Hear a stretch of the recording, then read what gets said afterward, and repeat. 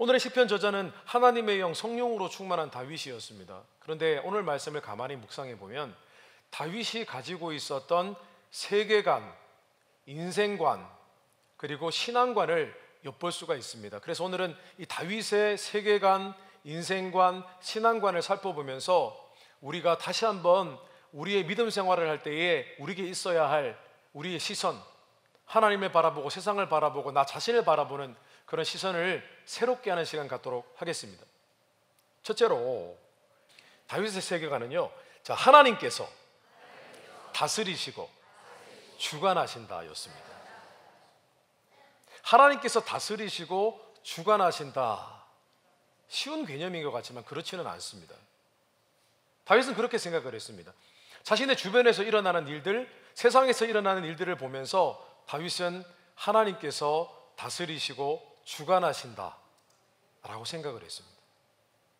그런 생각으로 세상과 자신 주변에 일어나는 일들을 바라보았습니다. 오늘 다윗은 자신이 살아온 인생에 대해서 두 가지 고백을 했습니다. 1절에 보니까 이런 말씀이 있습니다. 그가 내 손을 가르쳐 싸우게 하시며 손가락을 가르쳐 전쟁하게 하시는도다. 이것을 원어 성경으로 직역해 보면 이런 뜻이 됩니다. 하나님께서 나를 전쟁을 잘할 수 있도록 내 손, 내 손가락을 훈련시키셨습니다. 그런 뜻입니다. 우리가 잘 아시다시피 다윗은 목동이었습니다. 게다가 형제들 가운데 막내였습니다.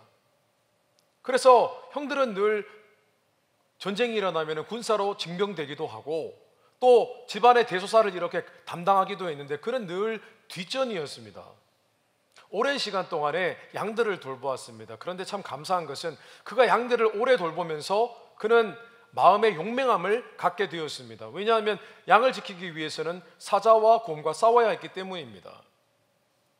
그래서 아마 그도 골리앗을 물리치고 또 전쟁에서 용사가 되었을 때 아마 이렇게 생각했던 것 같습니다. 아, 내가 그때 목동으로 살았던 인생이 결코 그냥 시간을 보낸 것이 아니었구나. 하나님께서 나를 막대기 잡는 법을 가르쳐 주셨구나. 아마 그렇게 생각했던 것 같습니다. 그리고 시간이 지났습니다. 그가 왕이 되었습니다. 왕이 되었을 때 그는 그냥 쉬는 왕이 아니라 전쟁을 진두지휘하는 왕이었습니다. 아마 그가 이렇게 생각을 했던 것 같습니다. 아, 내가 그렇게 전쟁을 많이 하고 많이 치르고 또 사울 왕이 나를 모함하고 나를 죽이려 했을 때 이곳저곳을 돌아다니면서 떠돌이 인생이었지만은 나를 따르는 사람들과 함께 많은 전쟁을 치른 것, 이것이 결코 우연이 아니구나. 하나님께서 나를 훈련시키신 것이구나. 그렇게 생각을 했던 것입니다.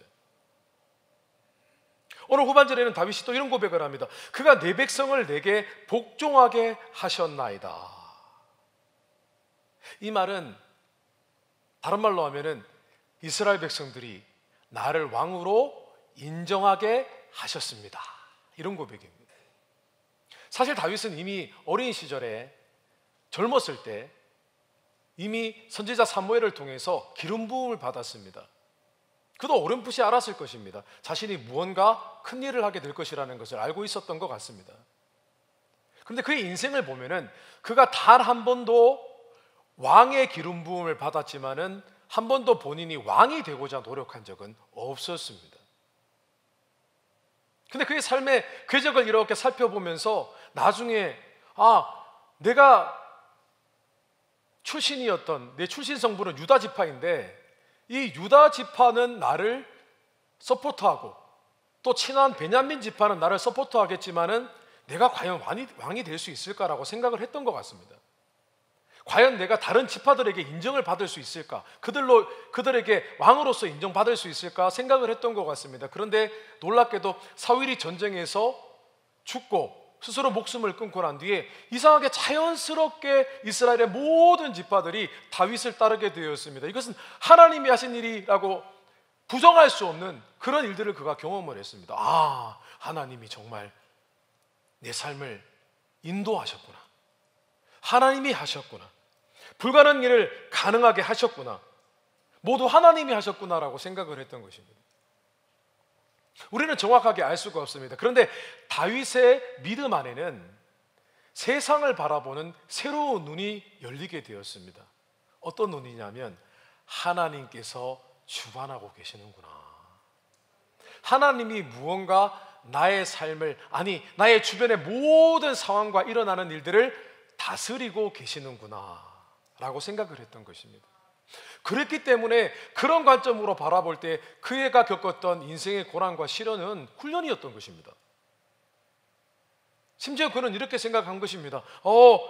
내가 정말 칼 잡는 법조차도 하나님이 나의 인생을 통하여 가르쳐 주셨구나.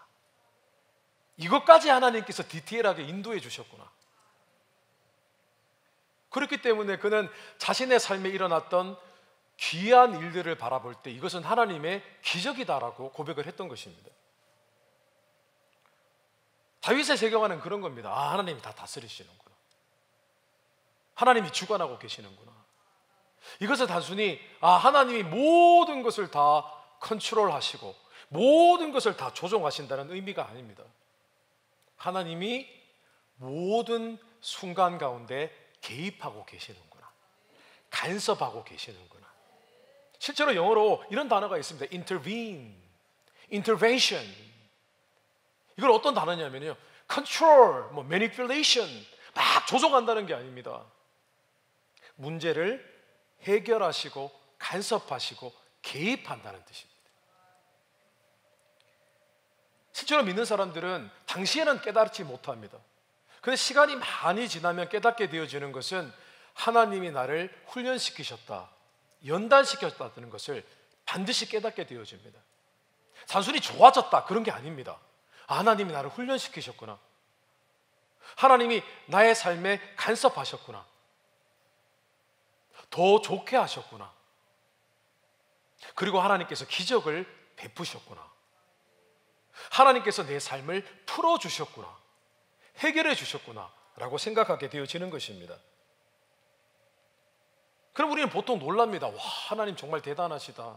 하나님 내 삶을 도와주셨다.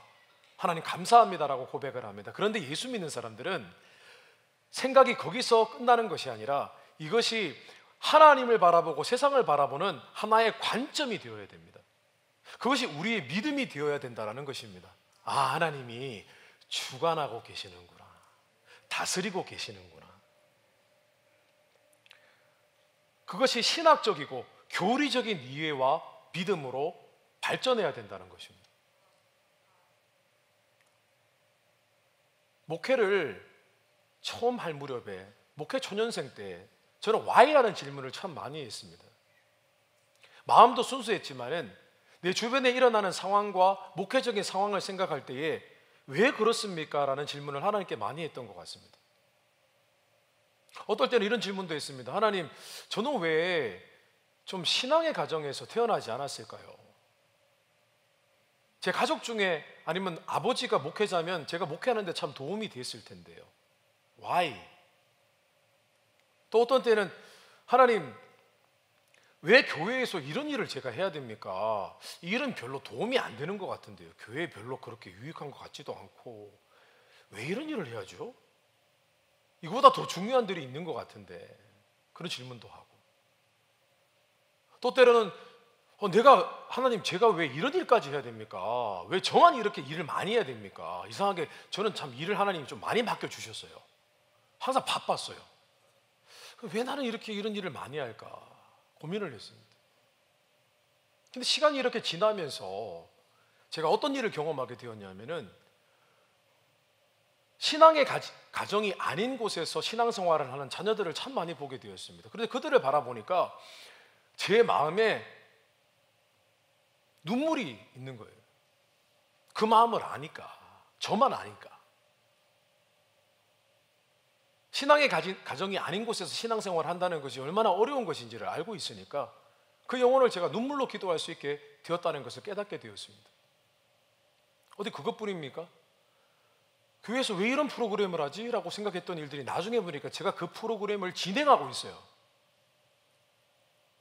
하나님께서 훈련시키시고 연단시키셨던 것입니다. 그리고 그 속에서 열매 맺는 모습을 보면서 제가 놀랐습니다. 어디 그것뿐입니까? 내가 왜 이런 일을 맡았지라고 했었으나 시간이 지나 보니까요, 다른 목회자들은 경험해 보지 못한 아주 드문 일을 제가 경험하고 제게 많은 신앙의 보탬이 되고 목회적인 일에 보탬이 되었다는 것을 깨닫게 되었습니다. 그래서 제가 시간이 지나면 지날수록 어떻게 되어지냐 하면은 하나님이 지금 내 삶을 다스리고 또 내 인생의 주변에 있는 모든 일어나는 이 세계를 하나님이 주관하고 계시는구나라는 생각이 드니까요, 어느 순간부터 걱정이나 두려움이 사라져 버렸습니다.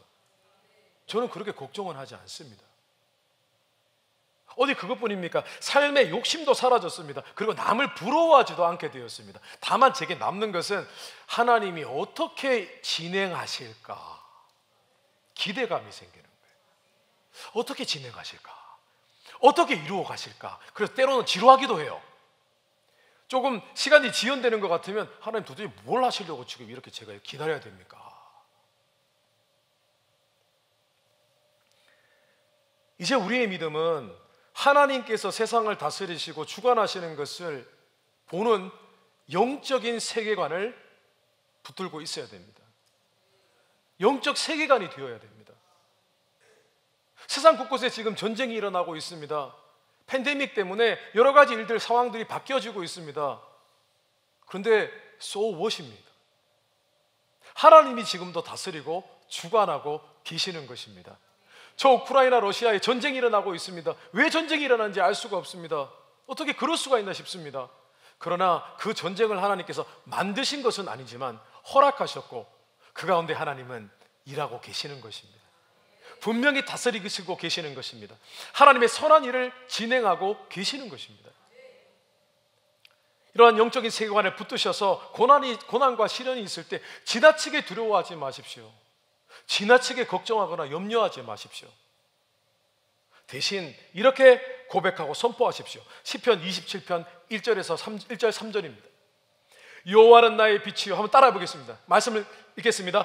여호와는 나의 빛이요 구원이시니 내가 누구를 두려워하리요.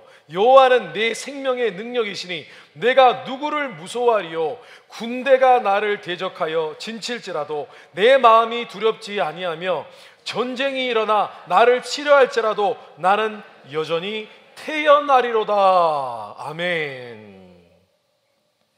그리고 고난과 시련을 훈련과 연단으로 여기십시오. 그리고 하나님이 하실 일을 소망하고 기대하게 되시기를 주님의 이름으로 축원합니다. 우리의 관점이 바뀌어야 됩니다. 이 모든 일어나는 일들을 하나님의 눈으로 바라보게 되시기를 다시 한번 주님의 이름으로 축원합니다. 두 번째로 다윗의 인생관이 있습니다. 오늘 말씀에 다윗의 인생관이 있는데 한번 따라해 보시겠습니다. 하나님은 전능하시고 인자하시다. 오늘 말씀해 보니까 다윗이 인생에 대해서 이렇게 논합니다. 다소 부정적인 고백을 했습니다. 4절에 사람은 헛것 같고 그의 날은 지나가는 그림자 같으니이다. 이 표현은 원어 성경으로 직역하면 이런 뜻이 됩니다. 사람은 마치 호흡, 입김같이 금세 사라져버릴 수 있고 인생의 나날들은 그림자처럼 있다가도 사라져버린다. 그런 뜻입니다. 사실 이러한 고백은 솔직한 고백입니다. 다윗의 인생이 얼마나 고난과 시련이 많았습니까? 죽을 순간이 참 많았습니다. 그래서 그가 이렇게 고백하는 겁니다. 하나님, 인생이라는 것은 정말 바람 앞의 등불, 풍전등화와 같습니다. 정말 사람의 인생이 연약합니다 라고 고백을 했던 것입니다. 그런데 다윗이 그 다음에 이렇게 고백을 합니다. 5절에서 7절 말씀에 여호와여 주의 하늘을 들이우고 강림하시며 산들에 접촉하사 연기를 내게 하소서. 번개를 번쩍이사 원수를 흩으시며 주의 화살을 쏘아 그들을 무찌르소서. 위에서부터 주의 손을 펴사 나를 큰 물과 이방인의 손에서 구하여 건지소서. 다윗은 인생이 아주 연약하다는 것을 알고 있었습니다. 바람 불면 그냥 날아가 버리는 인생이라는 것을 알고 있었습니다. 근데 그가 생각이 거기서 멈춘 것이 아닙니다. 그는 늘 하나님께 기도했고 하나님께서 능력을 베푸시는 것을 경험을 했습니다. 그래서 방금 읽어드린 다윗의 고백은 단순히 그가 하나님께 힘들 때 기도했던 기도문을 그대로 옮겨놓은 것이 아닙니다. 오늘 말씀해 보면 다소 자신의 기도했던 상황을 드라마틱하게 표현이 되어 있습니다. 좀 과장이 섞여 있어요. 그가 이렇게 고백합니다. 산들에 접촉하사 연기를 내소서, 번개를 번쩍이사 원수들을 흩으시며. 이럴 때 다윗이 힘들 때 하나님 앞에 고백했던 그 기도문의 내용이 아닙니다. 좀 과장돼서 얹었습니다. 이것은 그가 기도하고 하나님께서 놀라우신 능력으로 그의 삶에 응답해 주셨을 때 그 상황을 지금 드라마틱하게 묘사를 하고 있는 것입니다. 그래서 번개가 치고 연기가 나고 화살이 쏘아지고 그렇게 아름답게 묘사를 했던 것입니다. 그리고 다윗은요, 하나님의 전능하심에 대해서 묘사를 하고 난 뒤에 이렇게 고백을 합니다. 오늘 3절입니다.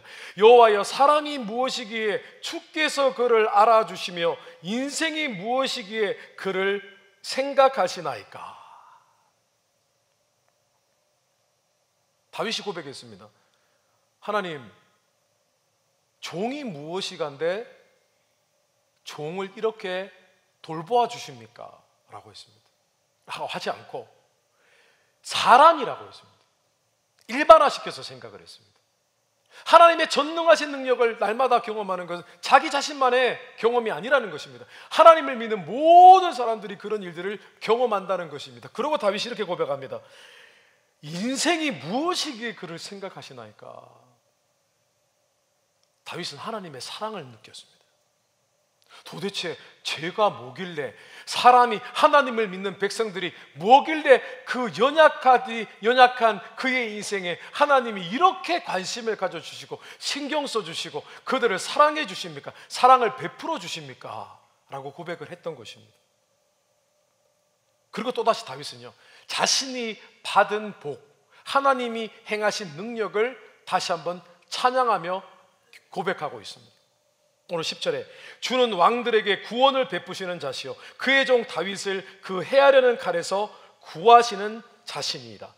11절 14절에 우리 아들들은 이러다가 장성한 나무들 같으며 우리 딸들은 궁전의 양식대로 아름답게 다듬은 모퉁이 똘들과 같으며 우리의 곳간에는 백곡이 가득하며 우리의 양은 들에서 천천과 만만으로 번성하며 우리의 수소는 무겁게 실었으며 또 우리를 침노하는 일이나 우리가 나아가 막는 일이 없으며 우리 거리에는 슬피 부르짖음이 없을진대. 다윗이 지금 인생을 어떻게 바라보고 있습니까?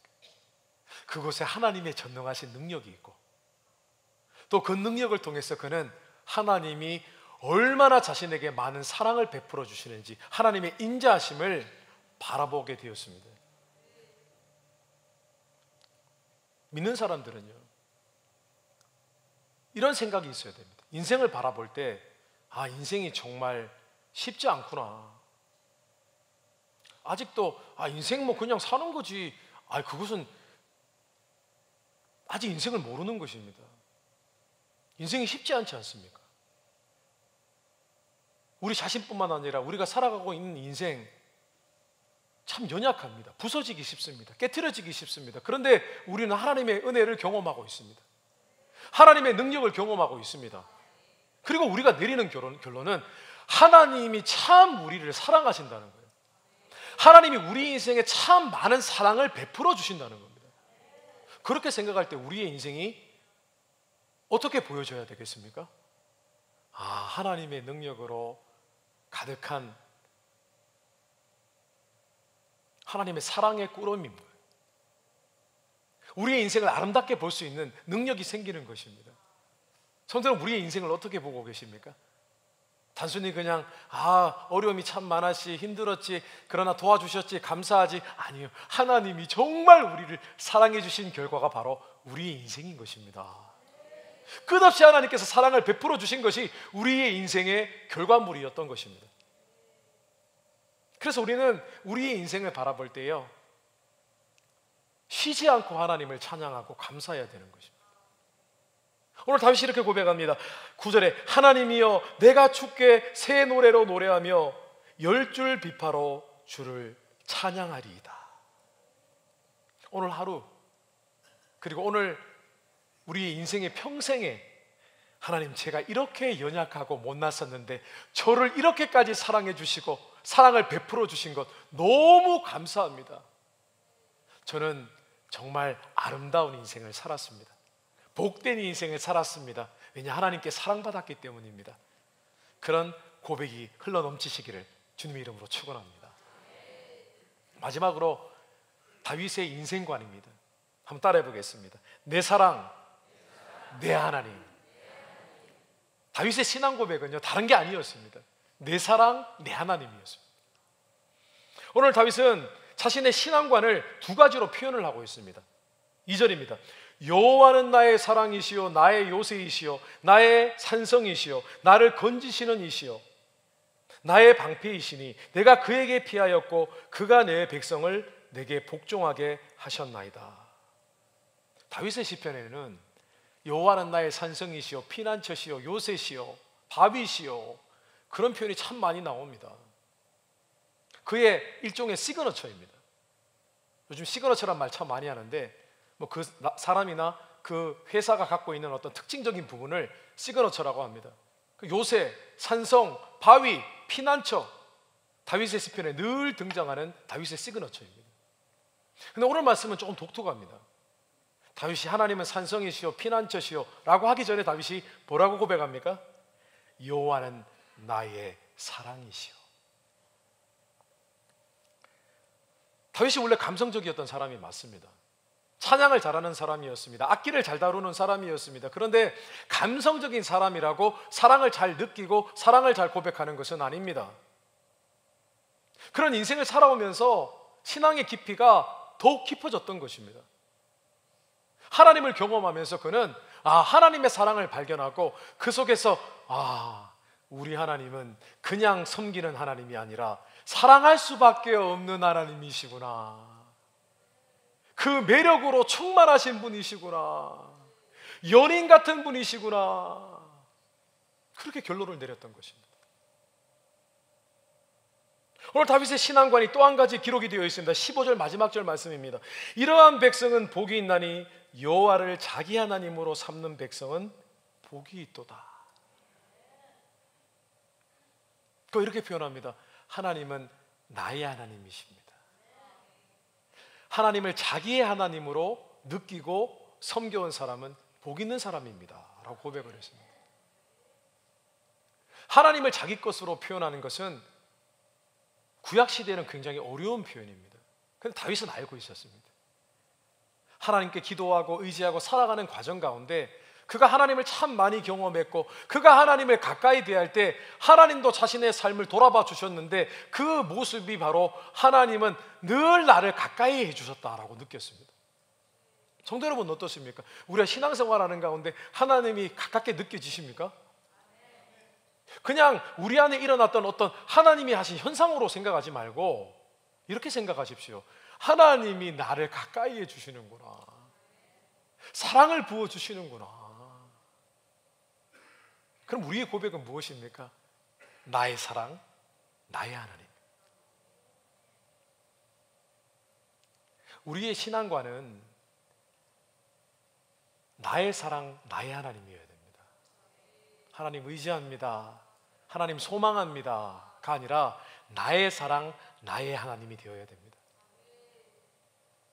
성경은 끊임없이 우리에게 권면하고 있습니다. 이 세상은 마지막 때로 갈수록 하나님을 향한 사랑이 식어진다고 했습니다. 세상은 우리를 유혹하고 세상을 더 사랑할 것이 많다고 그렇게 경고하고 있습니다. 심지어 요한계시록에는 첫사랑에 대해서까지 말씀하고 계십니다. 성도 여러분 어떻습니까? 우리가 나의 사랑, 나의 하나님이라는 이런 고백, 이런 신앙관으로 살아갈 때에 우리 신앙은 더 이상 종교적이지 않고 피상적이지 않고 습관적이지 않을 수가 있는 것입니다. 그래서 우리는 나의 사랑, 나의 하나님이라는 신앙으로 날마다 회복이 되어야 됩니다. 그렇게 하기 위해서 우리는 주님이 우리를 위해서 하신 일들을 늘 바라보아야만 합니다. 빌립보서 2장 6절에서 8절 말씀에 그는 근본 하나님의 본체시나 하나님과 동등됨을 취할 것으로 여기지 아니하시고 오히려 자기를 비워 종의 형체를 가지사 사람들과 같이 되셨고 사람의 모양으로 나타나사 자기를 낮추시고 죽기까지 복종하셨으니 곧 십자가에 죽으심이라. 우리가 복음을 바라볼 때 우리가 고백하는 것은 하나밖에 없습니다. 오, 나의 하나님, 나의 사랑, 나의 하나님, 주님이 이렇게까지 나를 사랑해 주셨군요. 이렇게까지 나를 아껴 주셨군요. 제가 고백할 것은 사랑밖에는 없는 줄 압니다. 말씀을 정리하겠습니다. 오늘 우리는 다윗의 세계관과 인생관과 신앙관을 지켜보았습니다. 우리가 하나님을 믿는다는 것은 관점이 변화되는 것입니다. 생각이 변화되는 것입니다. 오늘 다윗이 가지고 있었던 세계관과 인생관과 신앙관을 붙드셔서 우리의 삶을 다시 새롭게 보고 우리의 영의 눈이 열려서 우리의 삶에 역사하고 계시는 하나님을 보다 사랑스럽게 대하며 우리의 인생을 아름답고 신령한 것으로 여기며 하나님께 감사와 또한 기쁨으로 충만한 그런 새로운 삶을 살게 되시기를 주님 이름으로 축원합니다.